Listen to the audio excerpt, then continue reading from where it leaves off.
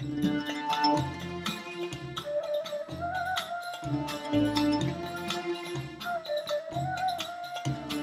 to your weekly program, Bilahdan. The show is an accident for those without one.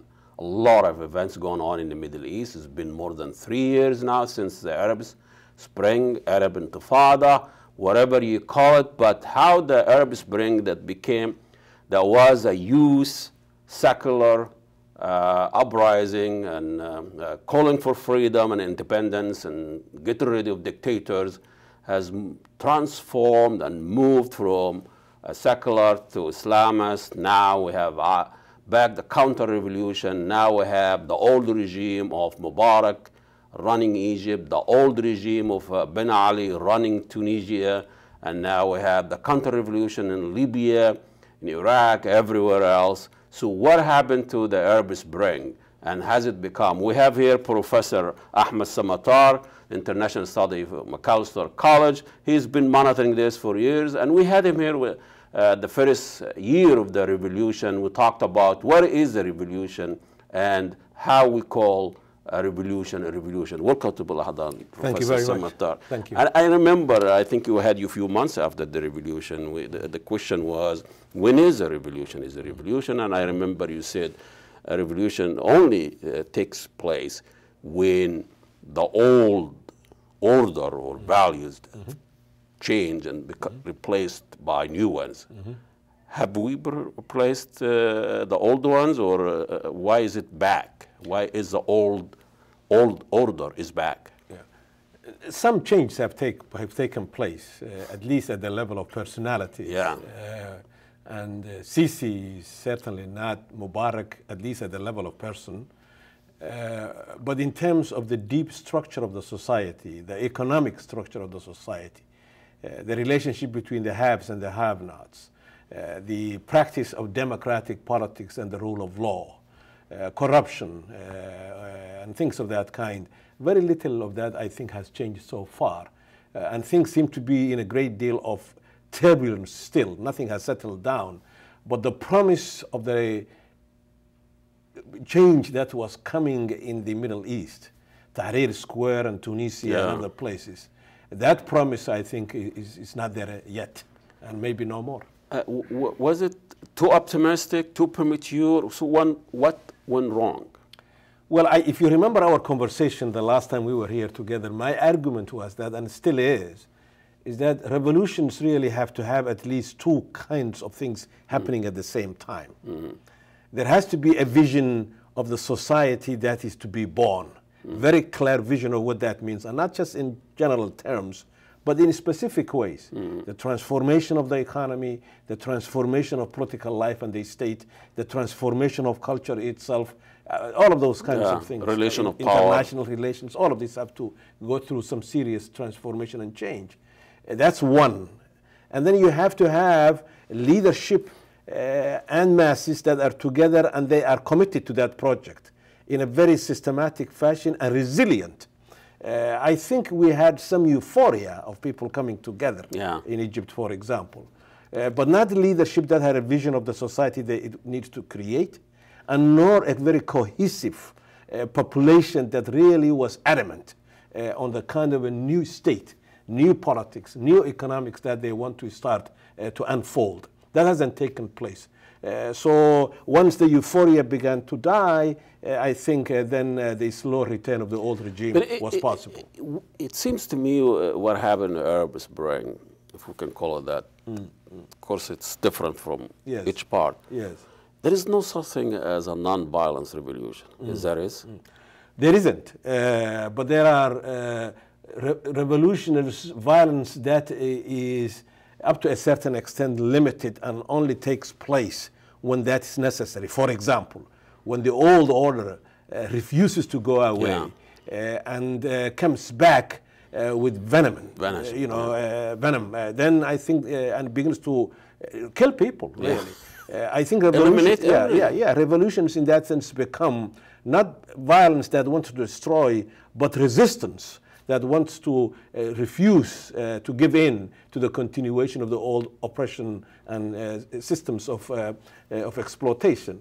But when revolutions, though, lose their mind also, That's it. then it can also become so bloody that it begins to almost eat itself. Yeah, civil war. And civil war and that kind of a thing. So one has to tread very carefully on the application of forms of resistance that have some violence rather than a license just to destroy.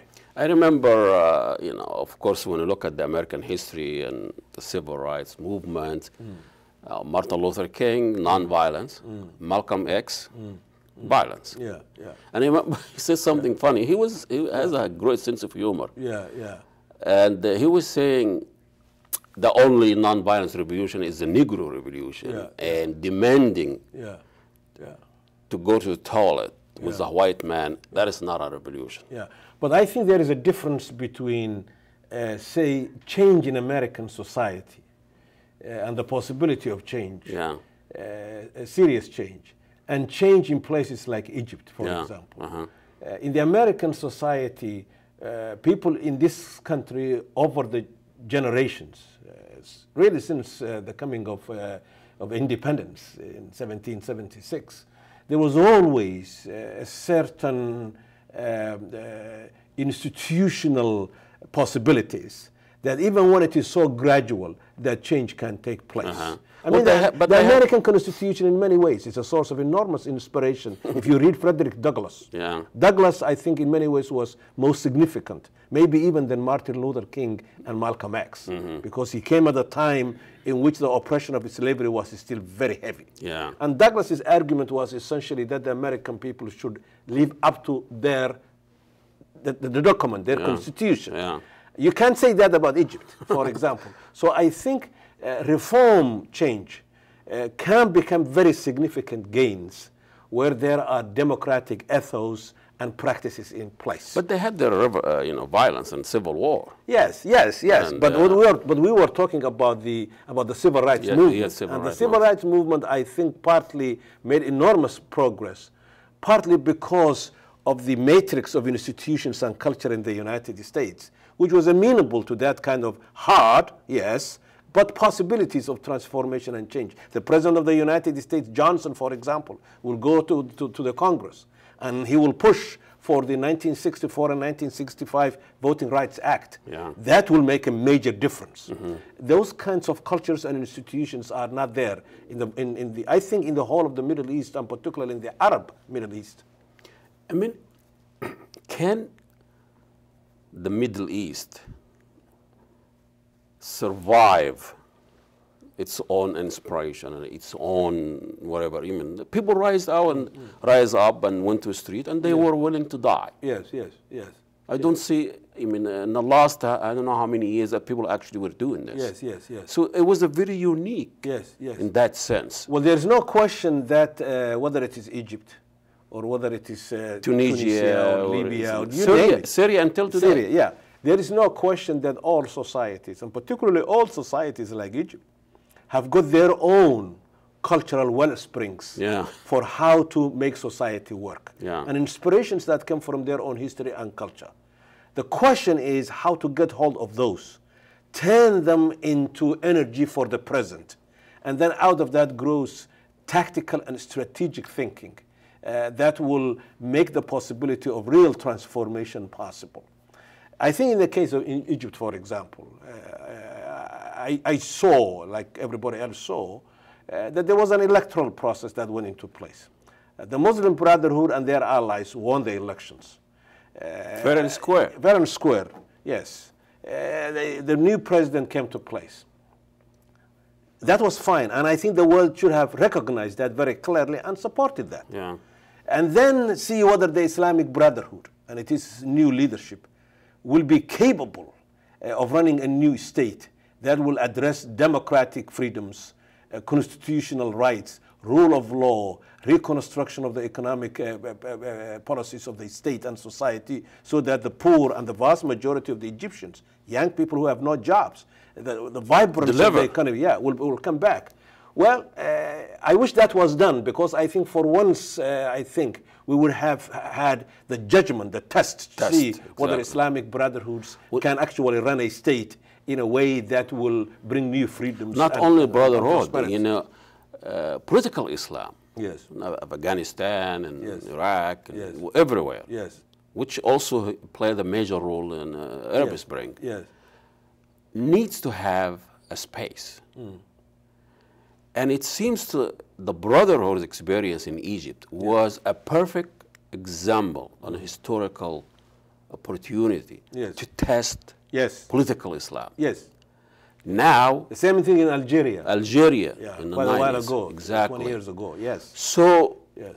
when we talk about Islam, Islamists and extremists and violence and all that, yes. here comes some Islamist group. Yes. They want to play. Yes. They want to play the political game. Yes. They want to get their hand dirty. Yes. Now the old regime, yes.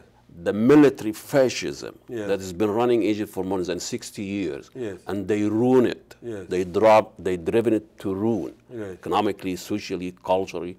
Mubarak got Egypt out of history for 30 years. They have peace with Israel and war with everybody else in the Middle East. Now they grab the power, push the moderate Islamists out. Now we are fighting in Sinai, we're fighting everywhere else. Now we have ISIS, we have... Yeah. Well, I think you are right, at least in the following way. And that is all social forces in any given society, whether it's Egypt or the United States or Morocco, all forces in a society ought to have legitimate space to participate in competitive democratic processes. You're absolutely right. And I think whether it was in Algeria 20 or some years ago, or whether it is in Egypt under Morsi. Or Afghanistan. Yeah, yes. If these groups, parties, political parties that are Islamic, forces, whatever. Yes, forces, come into the electoral process, participate rightfully, and they win, they should be given, they have the right to be given that opportunity to test themselves whether they can do it or not. And then the next election will take care of that. The only condition, though, is that once they take over the state in a democratic process, they should not abolish a democracy. I mean, the case... Only one election. Yeah, Iran is a problem in many ways. Exactly. Well, let's stop here for a few minutes and we'll come back. Professor Ahmed Samatar, Macalester College. Take a short break and we'll come back to the studio. God bless you all, not just the Muslim.